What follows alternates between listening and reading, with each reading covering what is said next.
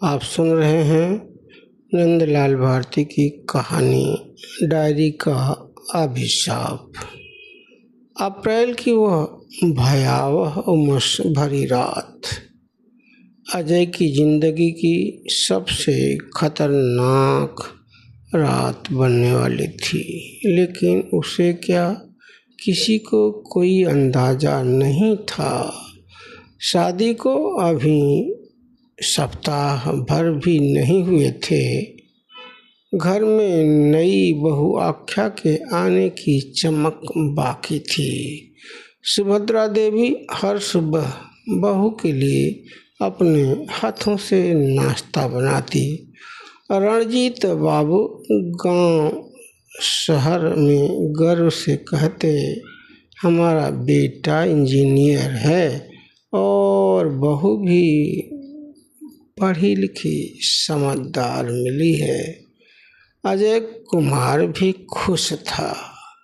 रणजीत बाबू को लगता था कि अब उसकी जिंदगी पूरी हो चुकी है। जिंदगी की शाम अच्छे से बीतेगी, पर उसे क्या पता कि घर में ठग बाप की बेटी कुंडली मार चुकी है।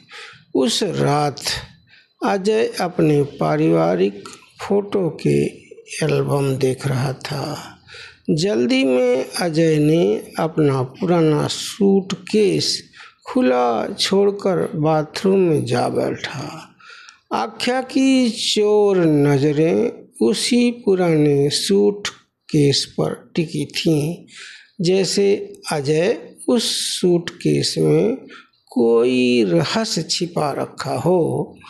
ठग बाप की बेटी के बाप लूट रतन का भंडा तो शादी के 7 फेरे पूरे होते ही फूट गया था। उसकी माँ भी तनिक कम नहीं थी। ससुराल में ही वो अपने माँ बाप की सीख के अनुसार हर चीज को टटोलना, हर कागज पढ़ना, हर बात पर शंका जाहिर करना, अपनी माँ तक एक एक बात पहुंचाना, वीडियो बनाना और अजय को ब्लैकमेल करना, यही उसका काम हो गया था। आख्या बिल्ली की तरह दबे पांव सूटकेस के पास बैठी और सूटकेस का सारा सामान एक एक कर उल्टने पलटने लगी।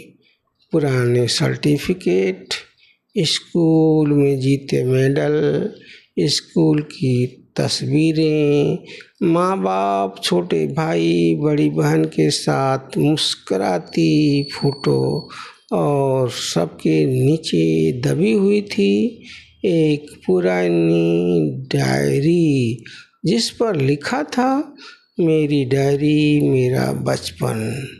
आख्या की चोर आंखों में कौतूहल चमका। उसने जल्दी से पहला पन्ना खोला। पहले पन्ने पर लिखा था, आज पापा ने मुझे सबके सामने डांटा, मुझे बहुत बुरा लगा। दूसरे पन्ने पर लिखा था, कल पापा मुझे कॉलेज छोड़ने जा रहे थे। गैरेज में मुझे बाइक पर बिठा लिए। मम्मी झगड़ पड़ी और बोली, बाइक बाहर निकाल कर बैठाओ। पापा गैरेज से बाहर सड़क पर बाइक स्टार्ट किए। मैं बैठ भी नहीं पाया था कि चल पड़े। मैं चिल्लाता रह गया, पापा चले गए। मुड़कर देखे भी नहीं, पापा इतने लापरवाह हो गए हैं। तीसरे पन्ने पर लिखा था, मम्मी धार्मिक अंधभक्त हो गई है, ढकोसलेबाज हो गई है, ना नॉनवेज बनाती है ना बनाने देती है, डांटती रहती है, ताना मारती है। चौथे पन्ने पर लिखा था, मम्मी रात में भी मेरे ऊपर नज़र रखती है कि मैं कंप्यूटर पर अश्लील फ़ोटो तो नहीं देख रहा हूँ। मम्मी पापा पढ़ाई के लिए दबाव बनाए रखते हैं। मेरे हिटलर पापा और मम्मी को मेरी खुशी से कोई मतलब नहीं है। 5वें पन्ने पर लिखा था, नौकरी ज्वाइन करने के बाद से ही पापा रुपयों की ज़रूरतें गिनाने लगे हैं। पापा कहते हैं पीएफ का पैसा निकाल कर बेटवा को इंजीनियर बनाया है। मैंने तो कह दिया कि मेरी किडनी बेचकर भरपाई कर लो। मेरे पापा पैसे के इतने भूखे हैं। जब मैं बड़ा आदमी बनूंगा तब किसी की डांट नहीं सुनूंगा। अपनी पत्नी के लिए सब कुछ करूंगा, बाकी सब को छोड़ दूंगा। सुनने में आया कई ऐसे उलाहने और शिकायतों से पूरी डायरी खचा खच भरी हुई थी। आख्या के होठों पर धीमी पर गज भर की मुस्कान फैल गई। वह समझ चुकी थी कि उसके हाथ कोई साधारण डायरी नहीं, बल्कि उसके हाथ एक ऐसा हथियार और कुबेर का खजाना हाथ लग चुका है जिससे पूरे परिवार को तोड़ा जा सकता है और अपने माँ बाप को अमीर बना सकती हूँ। सच तो यही था कि वह डायरी किसी विद्रोह की कहानी नहीं थी, बल्कि किशोर लड़के की क्षणिक नाराजगियों, अधूरे गुस्से और बचकानी भावनाओं का कच्चा हिसाब थी, जिसे अजय कुमार ने जूनियर हाई स्कूल से कॉलेज तक की दास्तान कभी कभी गुस्से में लिखा था। लेकिन ठग बाप की बेटी आख्या के लिए वह भावनाएं नहीं, अवसर था। यह डायरी उसके लिए सोने की खदान लगी। उसने तेजी से कई पन्ने पढ़े। हर पन्ने में उसे वही दिखाई दे रहा था जिसकी उसे तलाश थी। बेटे और माँ बाप के बीच शक का बीज। तभी बाथरूम से अजय की आवाज़ आई, आख्या मेरी फाइल देखी क्या?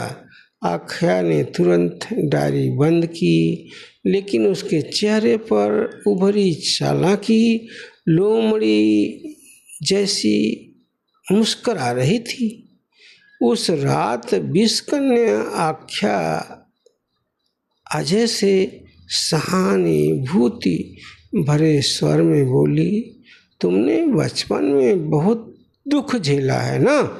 तुम्हारे मम्मी पापा ने तुम्हें सोने का अंडा देने वाली मुर्गी के अलावा कभी कुछ समझा ही नहीं। सच कह रही हूँ ना? तुम कुछ बोलते क्यों नहीं? अजय चौंक गया। वह उस वर्षों पुरानी डायरी और बातें तो वह भूल चुका था। उसे खुद याद नहीं था कि उसने गुस्से में क्या क्या लिख डाला था, लेकिन आख्या ने उस रात उसके मन की दबी हुई धूल को फिर से हवा दे दी। धीरे धीरे वह रोज डायरी के पन्ने खोलती, पढ़ती, माँ बाप के खिलाफ अजय के मन में जहर घोलती। देखो, यहाँ भी तुम्हारे पापा ने तुम्हें अपमानित किया था। यहाँ तुम बहुत रोए थे। तुम्हारी जिंदगी उन्होंने अपने हिसाब से चलाई। अजय को लगने लगा जैसे उसका बचपन अत्याचारों से भरा था, जबकि यह सच नहीं था कि रणजीत बाबू और सुभद्रा ने कोई अत्याचार किया था। जबकि सच यह था कि रणजीत बाबू और सुभद्रा देवी ने अपनी पूरी जिंदगी और कमाई बेटे के भविष्य के लिए झोंक दिए थे। उधर बूढ़े माँ बाप को यह पता नहीं था कि उसके बेटे अजय की लिखी एक पुरानी डायरी अब उनके सपनों को निगलने वाली है। जिस सपनों के लिए वे संघर्ष किए थे और संघर्ष था कि अभी खत्म भी नहीं हुआ था। उन्हें तो इस बात की भनक भी नहीं थी कि जिस बड़ी बहू को बिना एक पैसा दहेज लिए खानदान की लक्ष्मी समझकर लाए हैं, वही खानदान का दुर्भाग्य बन रही है। शादी के 15 दिन बाद अजय शहर वापस चला गया। अजय के जाते ही आख्या कैकेयी बन गई। वो अपने बाप को फोन कर बुला ली। उसका ठग बाप आया। विदाई के बारे में ना सुभद्रा से पूछा ना रणजीत बाबू से। शायद डायरी यानी सोने की खदान की खबर उसको लग चुकी थी। वह निर्लज्ज बेटी का ठग बाप आख्या को लेकर चला गया। आख्या पति से जबरिया अपने माँ बाप और बहनों की ऑनलाइन हवाई टिकटें बुक करवा कर माँ बाप और बहनों और इकलौते भाई के साथ पति के पास पहुँच गई। वहाँ पहुंचकर आख्या का बदमाश बाप अजय को डराया, धमकाया। माँ बाप भाई बहन सभी को दहेज के केस में जेल भिजवाने की धमकी दी, जबकि बिना दहेज के शादी हुई थी। ये ठग लोग दहेज के नाम पर खटिया बिस्तर तो दूर, दुल्हन को पहनने तक के कपड़े नहीं दिए थे, वही करोड़ों रुपए दहेज वसूलने के लिए पुलिस केस करने की धमकी दे रहे थे। एक तरफ आख्या का बाप धमकी दे रहा था, दूसरी तरफ आख्या की चुड़ैल माँ ने अजय को वश में रखने के लिए तांत्रिक कर्मकांड शुरू कर दी। अजय की कमर में ताबीज बांध भी दी गई। धमकी और तांत्रिक कर्मकांड दोनों ने बहुत तेजी से काम किया। अजय माँ बाप भाई बहन सबको भूल गया। जो आख्या कहती वही करता। माँ बाप का मन कहाँ मानता है। कभी कभी खबर लेने के लिए फ़ोन करते तो अजय दुश्मनों जैसा व्यवहार करता।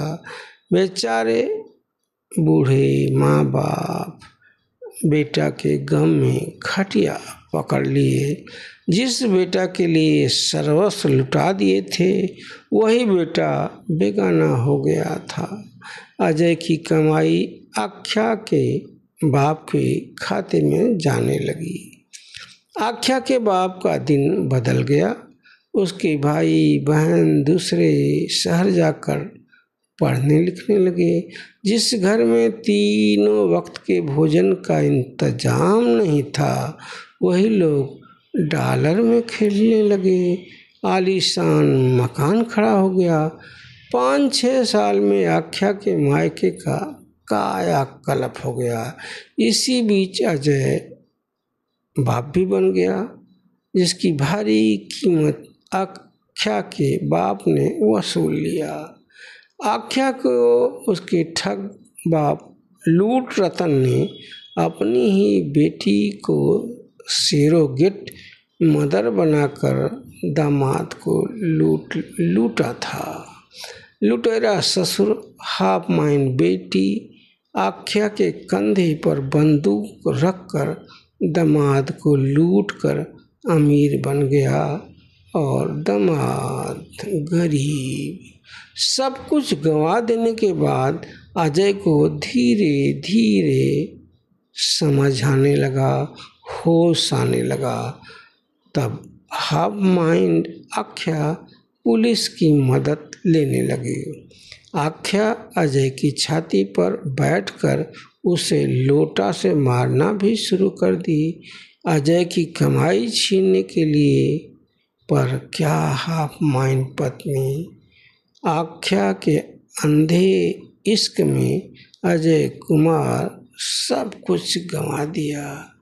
पुत्र और पौत्र मुँह में एक बार रणजीत बाबू बेटा के पास भी गए, पर रणजीत बाबू को देखकर आख्या पागल हाथी जैसी हो गई थी। अजय के साथ मारपीट भी की थी। अजय बुरी तरह घायल भी हो गया था। रणजीत बाबू बेटा के घर से कुलक्षण आख्या से अपमानित होकर रोते हुए वापस लौटे थे। पापिन आख्या की रुपए की भूख ने नन्हे से बच्चे अर्जुन से भीख तक मंगवाई। जिस बेटे को न कभी छाती का दूध पिलाई न डायपर बदली, अजय ही अपने बेटे अर्जुन की माँ और बाप दोनों था। वही पापिन आख्या अर्जुन पर एकाधिकार जमा रही थी। अजय पर तो उसका एकाधिकार ब्याह के तुरंत बाद हो गया था। बदमाश बाप की बेटी आख्या अजय को ब्लैकमेल करने के लिए कहती, मैं नंगी होकर घर के सामने खड़ी होकर चिल्लाऊंगी, तुम्हारी बहन को उठवा कर निर्वस्त्र कर पूरे शहर में घुमाऊंगी। निर्लज्ज माँ बाप की बेहया बेटी आख्या अपने पति अजय पर हर जुल्म करती। इतनी खूंखार थी कि नन्हे से बेटे अर्जुन को भी नहीं बख्शती। कहती, मैं सबसे गिन गिन कर बदला लूँगी। उसी हाफ माइंड आख्या की अंधी मोहब्बत में माँ बाप भाई बहन सबको छोड़ चुके अजय को अब खून के रिश्ते की याद सताने लगी थी। कई बरस बीत चुके थे। माँ बाप के दिल दिमाग से अजय की याद कभी धुंधली नहीं हुई थी। जिस घर में कभी अजय, अभय और बेटी आभा की हंसी गूंजती थी, वहीं अब सन्नाटा पसरा रहता था। बूढ़े और बुढ़िया खटिया पर पड़े पड़े खखारते रहते थे। रणजीत बाबू को डायबिटीज निकल रही थी और सुभद्रा देवी को चिंता। इसी चिंता ने आँखों की रोशनी छीन ली। ऑपरेशन के बाद तनिक रोशनी तो आई, पर आँखों पर मोटा चश्मा चढ़ गया। बूढ़ा बूढ़ी हर त्योहार पर यही सोचते, शायद इस बार बेटा आ जाए, लेकिन हर बार दरवाज़ा बंद ही रह जाता। उधर अजय अपनी ही बनाई दुनिया में धीरे धीरे टूट रहा था। कई बीमारियों का शिकार बन चुका था। जिस डायरी को आख्या ने जुल्मों का सबूत बताया था, वही अब उसके जीवन का जहर बन चुकी थी। हर झगड़े में आख्या वही पुराने पन्ने खोल देती। देखो, तुम्हारे माँ बाप ने तुम्हारे साथ बचपन में कितना बुरा बर्ताव किया, फिर भी माँ बाप वाले बन रहे हो। आख्या का बाप कहता, तुम्हारी जिंदगी तुम्हारे माँ बाप ने बर्बाद किया है। अब तुम्हें हिटलर बाप की याद सता रही है। बंदूक पर हाथ फेरते हुए कहता, बहुत माँ बाप वाले बन रहे हो। धीरे धीरे अजय अपने ही अतीत का कैदी बन गया। जिस आदमी ने विदेशों में बड़े बड़े प्रोजेक्ट संभाले थे, वह अपने ही घर में निर्णय लेने की ताकत खो चुका था। उसकी कमाई, उसकी नींद, उसका आत्मविश्वास सब कुछ धीरे धीरे खत्म होने लगा था। और जिस मायके के लिए आख्या ने अपने माँ बाप को अमीर बनाने के लिए हर तरह के जुल्म अपने पति पर किए, वहाँ भी अब खुशियाँ नहीं बची थीं। लूट रतन ने अपने आधा दर्जन बच्चों की जिम्मेदारी अजय के जिम्मे कर दिया। चल अचल संपत्ति को अजय की कमाई से खड़ी थी। सब इकलौते बेटे को लिखकर आत्महत्या कर लिया। यह वही ठग लूट रतन था जो अजय के बाप के कत्ल की धमकी और बहन आभा का अपहरण कर सड़क पर नंगी कर घुमाने की धमकी दे रहा था। लूट रतन की वसीयत के अनुसार ससुराल की जिम्मेदारियां अजय के कंधों पर आ गई और चल अचल संपत्ति अजय कुमार के साले के हिस्से। साले सालियों की पढ़ाई, शादी, खर्च, सब कुछ की जिम्मेदारी अब अजय की हो गई थी। अजय का बेटा अर्जुन बड़ा हो रहा था। एक दिन स्कूल में मेरा परिवार विषय पर भाषण प्रतियोगिता थी।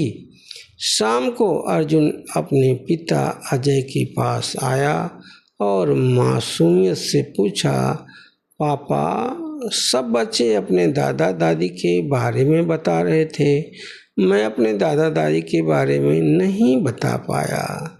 मेरे दादा दादी कहाँ रहते हैं? अजय कुछ बोल नहीं पाया।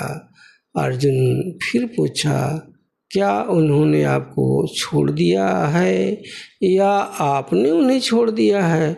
यह सवाल हथौड़े की तरह अजय के सीने पर चोट कर गया। उस रात बरसों बाद उसने अलमारी से वही पुरानी डायरी निकाला। धीरे धीरे पन्ने पलटने लगा।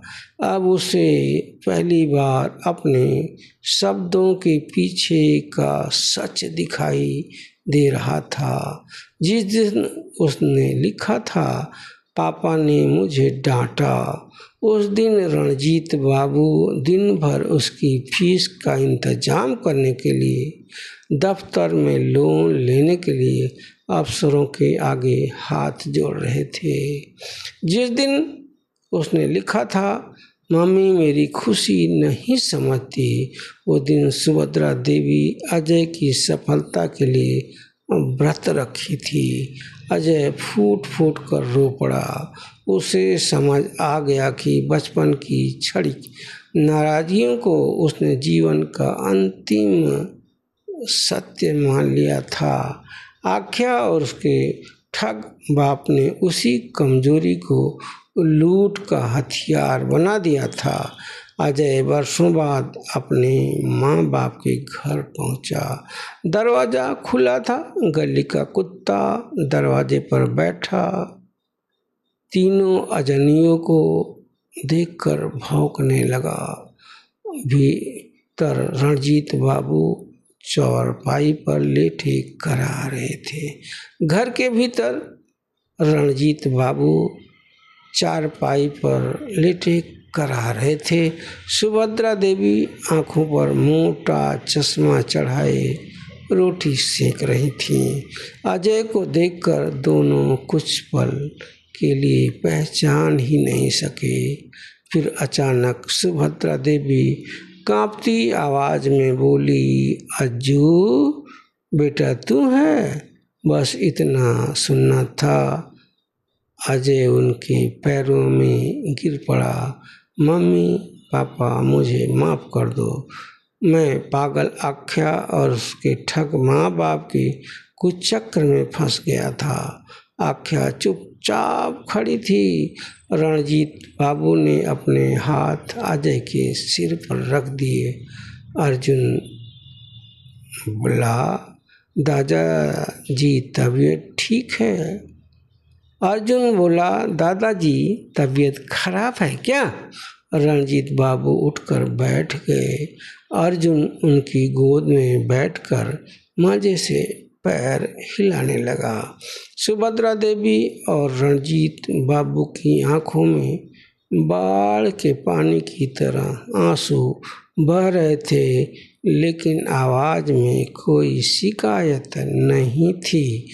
सुभद्रा देवी बोली, बेटा, माँ बाप अपने बच्चों से नाराज नहीं हो सकते, नफरत कभी नहीं कर सकते। कमरे में सन्नाटा पसर चुका था। बूढ़ी आंखें बरस रही थीं। दीवार पर लगी पुरानी तस्वीर में छोटा अजय अपने पिता के कंधे पर बैठा मुस्करा रहा था। उसी रात अजय ने वह डायरी आंगन में ले जाकर जला दिया। चलते हुए पन्नों के साथ उसका अहंकार, भ्रम और बरसों की नफरत भी राख हो चुकी थी। नन्हा अर्जुन दूर खड़ा सब कुछ देख रहा था। अजय ने बेटे का हाथ पकड़कर कहा, बेटा अर्जुन, माँ बाप की डांट को कभी दुश्मनी मत समझना। दुनिया में बहुत लोग तुम्हें मीठी बातें करके इस्तेमाल करेंगे, लेकिन माँ बाप की कड़वी बातों में भी तुम्हारा भविष्य छिपा होता है। डायरी के अभिशाप का धुआं आकाश में धीरे धीरे गायब हो चुका था और बूढ़े घर के आंगन में अपनापन लौट आया था। दोस्तों, यह कहानी बस यहीं तक। आप कहानी के बारे में अपने विचारों से अवश्य अवगत कराइएगा। आपका बहुत बहुत धन्यवाद।